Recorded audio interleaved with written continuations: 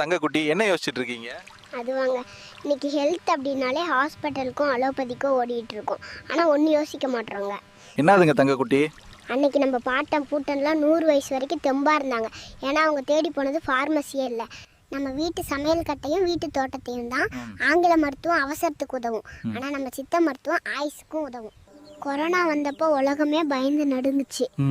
அப்போ கை கொடுத்தது எது? அந்த நிலவேம்பு கஷாயமும் கபசுர குடிநீரும் தானே.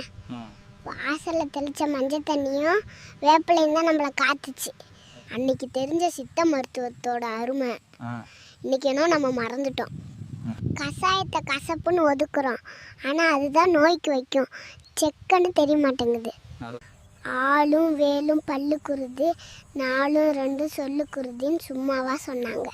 இன்னைக்கு 100 ரூபாய்க்கு பேஸ்ட் வாங்குகிறோம், கூடவே ரூட் கேனல் டாக்டர்கிட்ட அப்பாயின்மெண்ட்டும் வாங்குகிறோம். சுக்கு, மிளகு, திப்பிலி, இந்த திரிகடுகம் இருக்கே, இது வெறும் மருந்து இல்லைங்க, நம்ம உடம்போட கவச குண்டலை மாதிரிங்க. சித்த மருத்துவம்ங்கிறது வெறும் பழைய காலத்து விஷயம் இல்லைங்க, அது என்றைக்கும் அழியாத எவர் கிரீன் ரகசியமுங்க. நம்ம பாரம்பரியம் நமக்கு தந்த பொக்கிஷம், அதை பயன்படுத்தலைன்னா நான் அழிஞ்சிருவோம். இனிமேலாவது மாறுவாங்க. கெமிக்கல் மாத்திரையால் நமக்கு வர சைட் எஃபெக்ட் வேணுமா, இல்லை நாட்டு மருத்துவத்தால் நமக்கு கிடைக்கக்கூடிய மெயின் எஃபெக்ட் வேணுமா? சிந்தித்து செயல்படுங்கள்.